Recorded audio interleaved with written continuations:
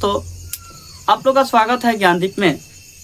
आज हम लोग पढ़ने जा रहे हैं चैप्टर 3 जिसका नाम है दो चर वाले रैखिक समीकरण।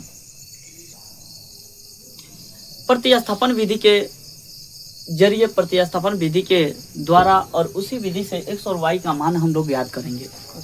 इसके पहले एक YouTube पर वीडियो है जो डाला गया है, वो ग्राफीय विधि से हल किया गया है उस क्वेश्चन को, उसको देखिए। उसके बाद ये प्रतिस्थापन विधि से हम लोग देखेंगे। और इसमें दो गो और विधि है जो विलोपन विधि और वज्र गुणन विधि।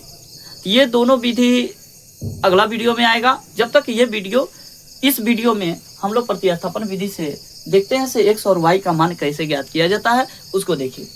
सबसे पहले ये क्वेश्चन है x + y = 14 और x - y = 4। ये क्वेश्चन है।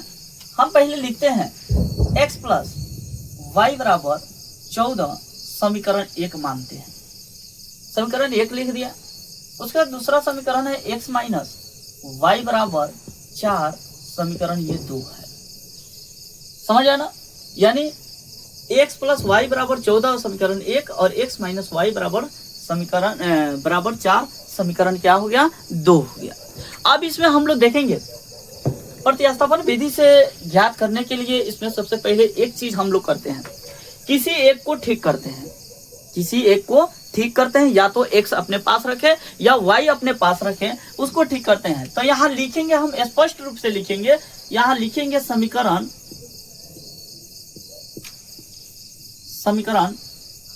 एक को लेने पर, समीकरण 1 को लेने पर तो x1 क्या है? x + y = 14। अब समीकरण x + y = 14 हो गया। अब किसी एक को अपने पास रखना है, किसी एक को। तब मान लीजिए हम x अपने पास रखते हैं तो ये प्लस होता है, तो उधर क्या चीज में जाता है? माइनस में जाता है। तो यहाँ देखेंगे 14 - y। अब ये इसके साथ कुछ नहीं है, तो अब 14 - y बराबर ये समीकरण कितना हो गया? 3 हो गया। एक ध्यान रखिएगा, बात ध्यान रखिएगा, माइंड में सेट कर लीजिए। जब भी प्रतिस्थापन विधि से हल करने के लिए किसी क्वेश्चन को करते हैं तो समीकरण 3 निकालना अनिवार्य है। जब भी 3 समीकरण निकाल दिए तो समझिएगा ये प्रतिस्थापन विधि है। ठीक है। अब यहाँ हम क्या लिख दिए? x का वैल्यू आप 14 - y बराबर समीकरण 3 लिख दिए।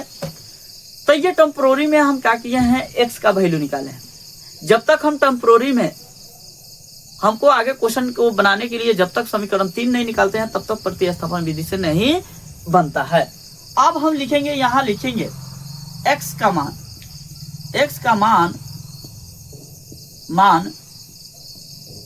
समीकरण, शॉर्ट में नहीं लिखकर लॉन्ग में लिख देते हैं, समीकरण। अब एक को ठीक किए हैं तो 2 में रखेंगे, 2 को ठीक करेंगे तो 1 में रखेंगे। अब समीकरण x का मान समीकरण 2 में रखने पर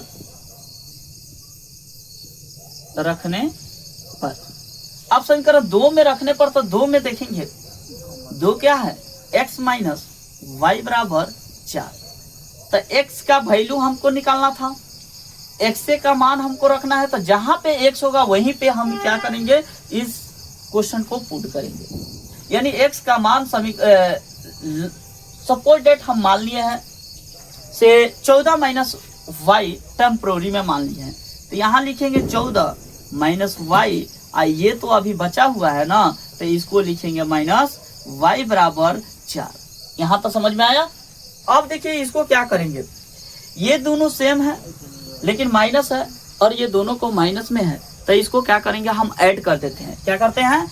ऐड कर देते हैं। तो ऐड करेंगे तो एगो कितना हुआ? 2 गो हुआ ना। यहाँ 1 छिपा हुआ है, यहाँ 1 छिपा हुआ है, तो 1 1 2। अब y है। जब भी आप एक बात ध्यान रखिए, अगर मल्टीप्लाई में करते हैं तो पावर जुड़ता है, अगर माइनस प्लस में करते हैं तो ये अंक जुड़ता है। ध्यान रखिएगा। क्या? अगर मल्टीप्लाई में कोई अचर पर, यानी a से z तक कोई भी लेटर, अगर हम क्या करते हैं उसको मल्टीप्लाई में करते हैं तो पावर जुड़ता है, अगर प्लस माइनस में करते हैं तो उसका अंक जुड़ता है। क्या जुड़ता है? अंक जुड़ता है। तो ध्यान रखिए, यही काम करना है। देखिए यहाँ पे बताते हैं, यानी 14 प्लस में है तो उधर क्या चीज में जाता है? माइनस में। तो एगो वाई क्या गो वाई हो गया, 2 गो वाई। अगर ये गुना में रहता तो क्या होता, वाई के पावर 2 हो जाता, लेकिन यहाँ पे गुना में तो है नहीं, दोनों माइनस में है, दोनों कर्जा है, वो इसलिए हम क्या करेंगे, दोनों को हम जोड़ देंगे, लेकिन चिन्ह क्या चीज का रहेगा, माइनस का रहेगा। देखिए -2y बराबर, अब यह 4 है और ये प्लस में है तो उधर क्या चीज में जाएगा, माइनस में, तो माइनस क्या हो जाएगा, 14 हो जाएगा। अब -2y बराबर, अब 14 में से यानी हमेशा बड़ा में से छोटा घटाया जाता है, वो तो देखा नहीं जाता है कौन पहले क्या है क्या नहीं है। यहाँ पे हम सिंपल है, हम देख लिए से हमको घटाना है तो बड़ा में से छोटा घटाएंगे। समझ में आ रहा है ना? देखिए, नहीं आएगा कमेंट कीजिएगा। देखिए यहाँ 4 - 14 है, तो यह 14 में से हम 4 घटाएंगे तो माइनस में क्या आ जाएगा, 10 आ जाएगा। क्या आ जाएगा, 10 आ जाएगा। अब दोनों तरफ माइनस है तो माइनस यहाँ भी काट सकते हैं और आगे भी काट सकते हैं। देखिए फिर यहाँ हम अंडरलाइन करके बताते हैं। अब यहाँ क्या हो गया, 2y बराबर 10, तो y बराबर 10, अब बाटा गुना में है तो क्या चीज में जाएगा, भागा में। अब इसको काटिएगा तो क्या चीज आएगा, 5, यानी y का मान कितना आ गया मेरा, 5 आ गया। y का मान 5 आ गया। जब y का मान हमको 5 आ गया तो हम तो टेम्पोररी में x का वैल्यू माने हैं ना, तो अब लिखेंगे, यहाँ लिख देते हैं। देखिए आप लोग y का मान क्या लिखेंगे, y का मान, अब समीकरण किस में रखेंगे, अब देखिए समीकरण 1 में रखेंगे तो भी y का मान आ जाएगा, समीकरण 2 में रखेंगे तो भी y का मान आ जाएगा, तो उसमें कोई दिक्कत नहीं होता है। तो इसलिए हम क्या करते हैं, समीकरण 3 में रखते हैं, क्योंकि बनल बनावल है, यहाँ पे y का वैल्यू रखते हैं और डायरेक्ट हम क्या कर देते हैं, उसको घटा देते हैं। अगर इस सब में रखेंगे तो फिर हमको भेजना पड़ेगा, क्या करना पड़ेगा, भेजना पड़ेगा। तो भेजना पड़ेगा तो हमको दिक्कत हो जाएगा ना, भेजेंगे सब फिर इधर से इधर बहुत टाइम बर्बाद होगा, प्लस थोड़ा भी कंफ्यूजन हुआ माइनस प्लस में तो क्वेश्चन गलत हो जाएगा। इसलिए हम क्या करते हैं, थोड़ा सा शॉर्टकट देखते हैं। देखिए तो यहाँ क्या लिखेंगे, y का मान समीकरण 3 में रखने पर, क्या रखने पर, समीकरण 3 में रखने पर, 3 में रखने पर,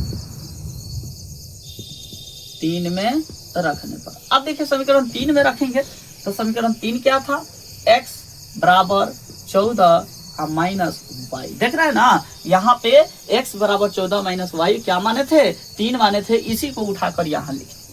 अब y का वैल्यू क्या आया है, 5 आया है, तो y के जगह हम लिखेंगे x बराबर 14 माइनस y का वैल्यू क्या है, 5 है, तो x बराबर क्या हो जाएगा, 14 में से 5 घटाएंगे तो कितना होगा, 9 होगा। कितना होगा, 9 होगा। तो अब इसलिए x बराबर 9 और y बराबर 5, y बराबर 5, यहाँ पे यही हमको क्या आ गया, आंसर आ गया।